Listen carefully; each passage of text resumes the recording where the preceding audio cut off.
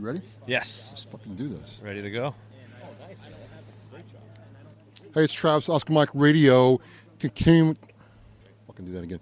Hey, it's Travis, Oscar Mike Radio. Continuing my trend here of 7 days of stuff, episodes, content, whatever. I was in Marlboro this morning, and now I'm in Weymouth, Massachusetts at Article 15 Brewery with my main man, the most savage, badass Air Force veteran I've ever met. Yes, people, there are awesome Air Force veterans. Conor, the main man, Sullivan. Conor, welcome back to Oscar Mike Radio. Thank you, sir. Happy to be here again. Dude, what is it with you and running? The last time we talked, you were getting ready for the Marine Corps Marathon. Yes, sir. And you did it. So I kind of want to know a couple of things. One, how was that? Then two, why are you here tonight? Why is it so important that we're out here tonight? And then three, what's going on for the future, man? You got a whole lot of stuff going on. Cool, yeah. So last time we talked, we were talking, that was after the Boston Marathon, which I ran for Mass Fallen Heroes. And then on the last podcast, you would let me know that you have a connection with the New England Home and Center for Vets, which is on Court Street in Boston. And you told me they had marathon bib numbers for the Marine Corps Marathon in D.C., so I got in touch with them through you, of course, and I got on their team to run the Marine Corps Marathon. It was October 27th, so a couple weeks ago. Right. And, I went out there, ran that one. It was a complete shit show. It was raining in the parking lot waiting for the marathon to start. Everybody was hiding under tents. It was pouring rain. The first, I think, 16 miles rained for me with parts that were, looked like rain squalls. There was actually enough water on the street already that there was a guy kind of using a little humor to get through the marathon. He actually went in a puddle and started doing some paddles, looking like he was swimming during the race. So I'm assuming he was a Marine because you guys are fucking crazy. So it was like being in the Marine Corps. Like yeah. Run everywhere. They actually had, it must have been thousands of Marine Corps active duty Marines out there volunteering. It was probably 50-50 between officers and enlisted. I don't know how many of you guys they have at Quantico, but there was a shit ton out there handing out water, Gatorade, handing the medals out, volunteering their time. I'm sure they were voluntold to be there, but I mean, still they were out there. I didn't see one of them complain. So nice. So you did that. You helped the New England Center and Home for Veterans raise money to support their mission. Yes. And then we were talking on Facebook and other places, and you're like, I want to keep this going. I think I'm going to run more. And I'm like, dude, running more is not something that I want to do right now. So, I mean, you do this and you crush it, and it was very cool. And I love the jacket. That's some cool swag, man. Yeah, they got the memorial right there. Right. I mean, it's not some cheap swag. I'm like, I didn't get anything like that when I was in. Yeah, right. Yeah. No, it was a cool marathon. It was we ran across a few memorials. The day before, I was checking out all the memorials in D.C., so it's definitely a cool marathon to do. It's more military-oriented than the other ones. But, yeah, it was a great weekend. So you get back from the marathon, and now we're here at the Article 15 Brewery in Weymouth. And I'm not a drinker. Yeah. But it's been, cool just to come here and hang out. I could totally see myself on a Friday or Saturday night coming by here on my motorcycle in the summer, hanging out back here and having a cigar with you guys. And, the owner, hope will come on here in a second, is open this up to you to raise money for another running cause. Yeah, exactly. Yeah. So we're here tonight raising money for Travis Mills Foundation. Next weekend, November 17th, I'm going to Central Park, New York City. I'm going to run an ultramarathon. So an ultramarathon is anything over the distance of a traditional marathon, which is 26.2 miles. So anything plus that. Most of them are around 50 kilometers, 31 miles. So the one I'm doing is 60 kilometers. It's a 37-mile road race. Oh, just 37 miles. Yeah. So, dude. Yeah, so we're just here through my efforts for that. I feel my story can create a little bit of buzz, so I'm trying to use that for positive because I got out of the military. I don't officially have to serve anymore, but I still want to continue to serve as much as I can. So just to go back to the folks here, you don't understand. Conor here had a heart transplant and almost a year later ran his first marathon. And unlike some of my Marine Corps brethren who were on TV, he didn't crawl across the finish line. he ran across the finish line. So he's just a savage badass doing this. And you've kept this going, man. It's just been amazing. Yeah. I mean, a lot of people have asked me why, and I always get that question of why the fuck are you doing this? Because it makes no sense, to run. First of all, marathon running itself, there's a ton of people out there that run marathons. Oh, really? Everybody, I'm not sure if you do, but almost everybody knows somebody that says, oh, my aunt, my sister, and my dad ran the marathon. But so I definitely wanted to do that, but there's something about it during the struggles of a marathon. There was never any point where I kind of figured out, like, I can't finish this. I don't think I'm going to be able to do this. So in some sort of sick and twisted way, I'm almost seeking out that feeling of I might not finish this race. I might not finish this challenge. So you want to push the limits. So I'm pushing limits, and that's why I'm doing the ultra marathon. So. Now, is this going to be the last ultra marathon you're going to do, or are you looking at doing? No, absolutely not. I'm actually on a wait list for one, which is about, I think, 3 weeks after this one. So if I get off the wait list, I'm going to do that one. So it's just been a recurring thing, and you have the heart transplant, you run the Boston Marathon, that garners a lot of positive attention, and people really support what you're doing. Yeah. And then you do this marathon. And Travis Mills is a special story, right? I mean, I read the book. He's a quadruple amputee. Yeah. I mean, I read the book. I've watched his documentary on Netflix called Travis, A Soldier Story. I followed him for... I actually found out about him a few days post-transplant when I was in the hospital, because they have me dosed up on high doses of steroids and IV medications, and so I mean, you're up at night. I could probably sleep for about a half an hour a night. Oh my God! The steroids, they're on IV steroids. They got you so buzzed out of your mind. So I could probably sleep a half hour a night. So when I'm laid up at 3 a.m, no visitors there except for me and my own thoughts, the best thing I could do is just watch YouTube videos. So I followed the Jocko podcast. Right. Prior to that, and I think it was just that month or the month prior, before I got my heart transplant, that they came out with a podcast, Jocko Podcast 90, with Travis Mills.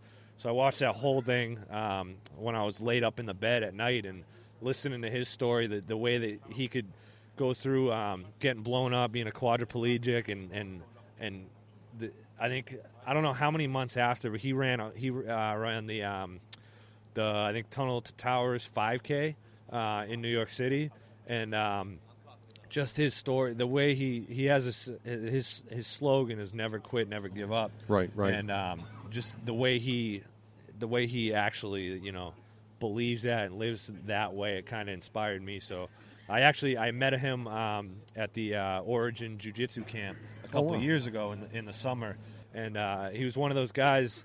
A lot of those guys have a lot of following. They kind of, they don't have a couple minutes to talk to you or whatever. But Travis, he stood there and talked to me for 5-10 minutes, and I was able to explain to him why him and his story means so much to me.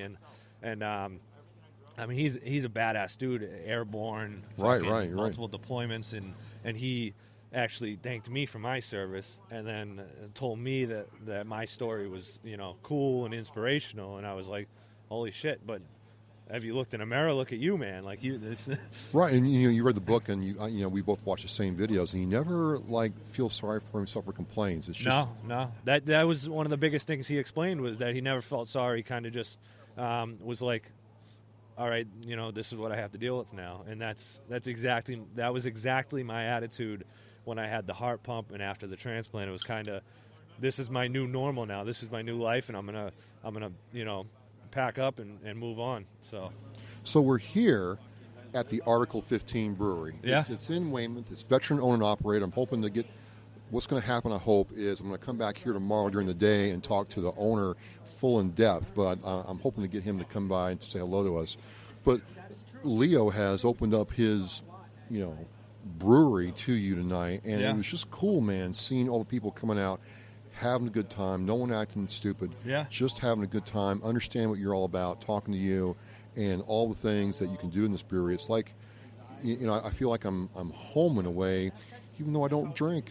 Yeah. And it's great, and I really feel like this kind of stuff is what bonds us veterans together, right? I mean, we're not alone. So I'm just really happy that he was able to do this. What's it been like working with Leo on Article 15? Yeah. So basically, it was a matter of asking the question, basically.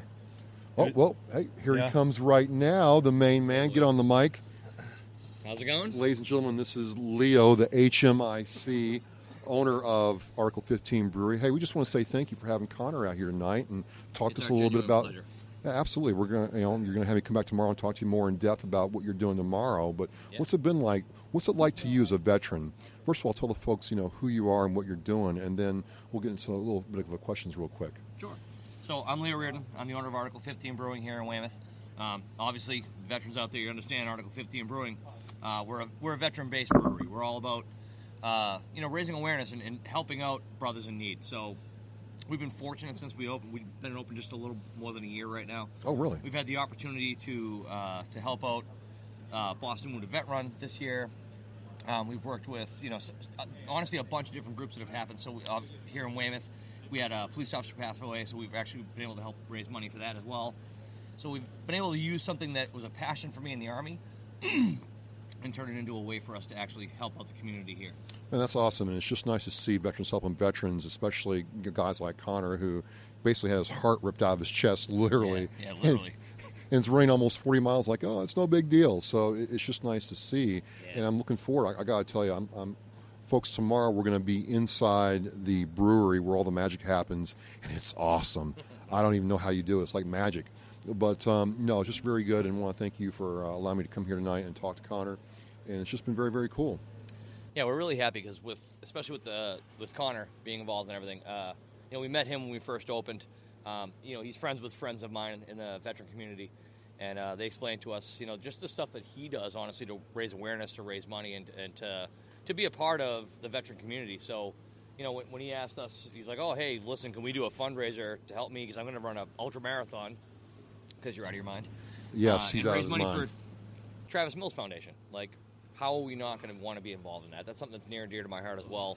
I spent 9 years in the Army as a combat medic, so it's part of the brotherhood. It's being able to take care of other brothers that I've really made a life out of. So it's a big deal to us.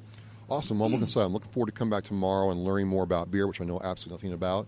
I think I'll have a good teacher. And speaking of beer, Conor just got a refill. I just had to walk away. The only reason you're talking to Leo is because I had to step away to go get another one of his beers because they're so fucking good. So.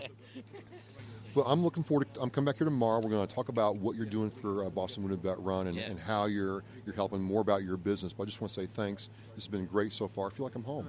Thank you very much. All right. So you've reloaded. I did, yes. He's back in. So full mag. What kind of beer did you get there? I got the new one, the Pilsner, which is actually being technically released tomorrow, which is the Boston Wounded Vet Run 10th anniversary Pilsner, and not only is it probably the most important beer that they've done so far, raising money. Some of the proceeds go to Boston Wounded Vet Run, which I've gone to the past few years, but it's probably their best beer yet too. So. Because you know what, forget it. You do that with the Veterans Brotherhood MC, right? Yeah. We go over there. We ride every year. We go over there. So. And that's a big part of your life too, the motorcycle club and how they all come together to, surround you and help your veterans. Yeah, definitely. You always see you guys out together. What is it about motorcycling that kind of brings vets together? Do you think? I think it's just, that kind of. If you there's so many parts of riding together that kind of bring us together, between raising money, the events we go to because they're for veteran causes. But one of the simplest things is riding 90 miles an hour next to your brother. 12 inches away from him, knowing if he fucks up or if I fuck up, everybody's going down. Everybody's going down. But we trust each other, so Speaking of going down, how's the jiu-jitsu coming? Good. I actually, hopefully the coach doesn't watch this. Dedeco, he owns the school in Weymouth, which is probably about a half mile from here. So hopefully he doesn't watch this because I haven't been there. That's a high protein drink, Coach. I'm telling you right now. You can take it from me. I'm a weightlifter. It's a high protein drink. Yeah, because I haven't been in a couple of weeks, so hopefully he doesn't watch this. But jiu-jitsu is definitely something I love and I'm going to continue to do for sure. No, it's awesome. I feel very safe, folks, even though, Conor is an Air Force veteran. I feel very safe when I'm around here because I know he can take care of business. He can run fast. What's there not to love, right?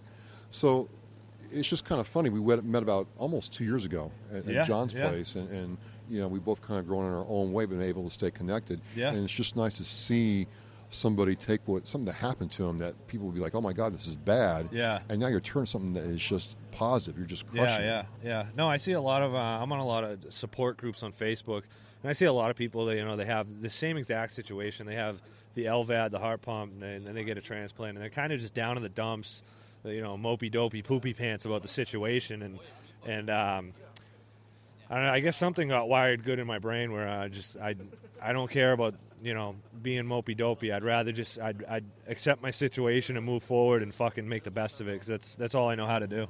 Well, I think one part of it, and we talked about this before, is maybe if next time we talk, getting to meet your dad, especially maybe your mom. I don't know if they want to come on the podcast. Yeah. But your dad, and you do so much together. I have to feel that the apple didn't fall far from the tree, man. No, no. So my dad actually runs all these races with me. There hasn't been one. What? I don't think there's been one that he hasn't run. He ran the with Marine me. Corps Marathon, right? Yeah, he actually did. Yeah. He beat me. Hopefully he doesn't watch this too. But someday I will beat him. I'll be faster than him. But Wait, your dad beat you? Yeah. Oh my God, my sons would never let me live that down. But on my defense, he's run. I think that was his 35th marathon. What? And he's ran 100-kilometer race twice, multiple 50Ks. This race I'm actually running next Sunday. I think he's done it 2 or 3 times, so he kind of has the experience. So when is date-wise, when is your next race? And how can people out there, because we're not playing this tomorrow or anything, how can people help you or follow you to help out if they want to or see what you're doing? So the race is in Central Park. It's going to be November 17th, next Sunday. So with this video, we'll tag the Travis Mills donation link where they can donate on the website. So, we can tag that in there. I'm going to keep the donation link open a couple weeks after the race, so not that nobody doesn't believe in me, but maybe somebody will see the story after I complete the marathon, the ultra marathon, and maybe then donate. Yeah, because this will probably air after he does the ultra marathon, folks. But I will have the link in the blog post for this video. I'll have it in the YouTube, Facebook, wherever it is. So click on that and give him the support that. So when this airs, I will officially be the first known person in the United States to survive a heart transplant and then run an ultra marathon. That's savage. Because that's absolutely savage. I did research. I researched for a couple of weeks, so I don't know if there's gonna be any motherfuckers out there that are gonna come out and be like, "Oh no, I did it first." But no, because I haven't seen any stories about it. The only guy I talked to him recently was a guy. I believe his name is Elmar.